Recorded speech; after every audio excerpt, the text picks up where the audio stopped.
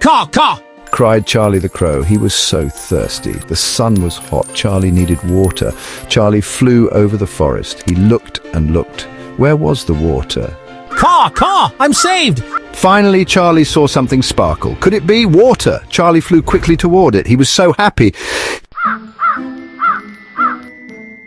But when Charlie got close, he saw it wasn't a puddle. It was something much more intriguing. The sunlight glinted off the surface, creating a mesmerizing dance of light that drew him in.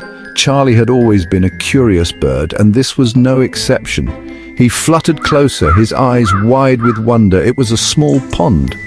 The water was so clear that Charlie could see all the way to the bottom. He had never seen water so pure and inviting. The pond was nestled in a quiet corner of the forest, surrounded by lush greenery and vibrant flowers. It was a hidden gem, a secret oasis that seemed almost magical. And at the bottom he saw something strange. Shiny, colourful pebbles. They were unlike any stones he had ever seen before.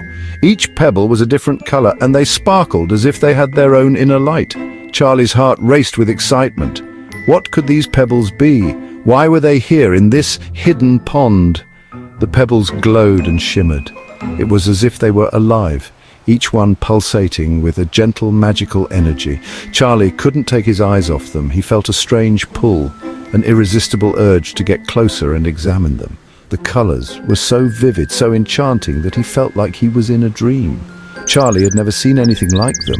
His mind raced with possibilities. Were these pebbles enchanted? Did they hold some kind of secret power?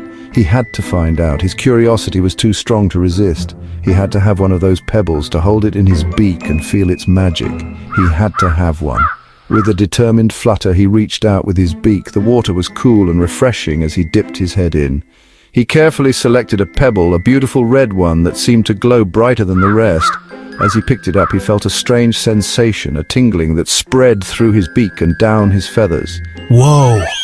The sensation was unlike anything he had ever felt before. It was as if the pebble was alive, sharing its energy with him. He felt a surge of excitement and wonder.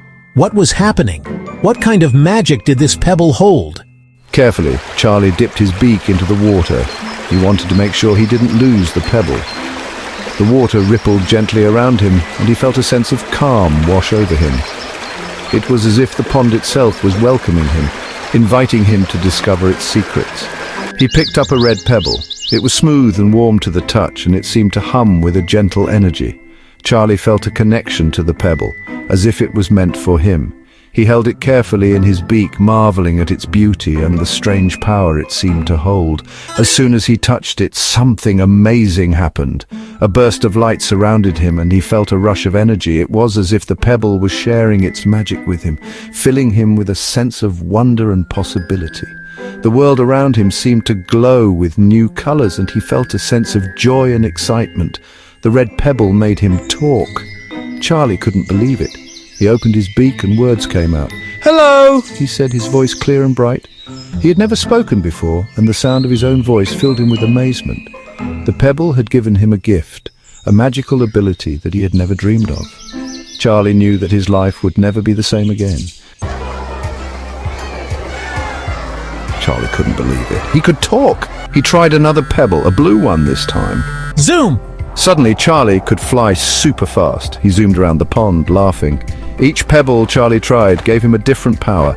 A yellow pebble made him invisible. A green pebble let him understand animals. These pebbles are magic! Charlie realized. He was so excited. Surprise! Word about the talking crow and his magic pebbles reached the king. The king was greedy and wanted the pebbles for himself. Bring me that crow and his magic pebbles! The king ordered his guards. The guards searched everywhere for Charlie. They marched through the forest, looking under bushes and behind trees. We'll find that crow and his pebbles, and the king will reward us, they said. The guards finally found Charlie. They trapped him in a cage and took him to the king. Give me your magic pebbles, demanded the king, or you'll be sorry. But Charlie knew the pebbles were too powerful for the greedy king. He refused to give them up. Never, cried Charlie. The king was furious. He locked Charlie in the dungeon. The dungeon was dark and damp. Charlie felt scared. The air was thick with moisture, and the walls were covered in a slimy green moss that made the place feel even more unwelcoming. The only sound was the distant drip of water echoing through the stone corridors, adding to the eerie atmosphere. Charlie, a clever crow, had been trapped here for what felt like an eternity. His heart raced as he thought about the outside world, the freedom he once had, and the sky he used to soar through. But he knew he had to escape. He couldn't let fear paralyze him. Gathering his courage, Charlie reminded himself of the stories he had heard about other birds who had faced similar challenges and had managed to find their way out. He thought about his family and friends waiting for him in the forest, and this gave him the strength to keep going. He knew that giving up was not an option. He looked around the dungeon. Suddenly he noticed something. His sharp eyes scanned every corner, every crevice, searching for any sign of hope. The dim light from a small window high above cast long shadows, making it difficult to see clearly, but Charlie was determined. He hopped from one spot to another, his keen senses on high alert. Then, out of the corner of his eye, he saw it. One of the bricks in the wall was loose. It was a small detail, but to Charlie it was a beacon of hope. He approached the brick cautiously, not wanting to alert any potential guards or traps. The brick was old and worn, with cracks running through it. Charlie could see that it had been dislodged slightly, perhaps by the shifting of the earth or the passage of time. This was his chance. Caw! Caw! Freedom! His call echoed through the dungeon, a cry of determination and hope. It was as if he was announcing to the world that he would not be defeated. The sound reverberated off the walls, filling the space with a sense of urgency and purpose. Charlie's spirit was lifted, and he felt a renewed sense of energy. Charlie used his beak to pry the brick free. It was a difficult task, requiring all his strength and determination. The brick was heavy and resistant, but Charlie was relentless. He pecked and pulled, his beak chipping away at the mortar that held the brick in place. Sweat dripped from his feathers, but he didn't stop. Inch by inch, the brick began to move. He made a hole in the wall. He could escape. The light from the outside world streamed through the opening, illuminating the dark dungeon and filling Charlie with hope. He could see the trees and the sky beyond, a glimpse of the freedom he had been longing for. The hole was just big enough for him to squeeze through, and he didn't waste a moment. Charlie flew out of the dungeon and back to the forest. He was safe.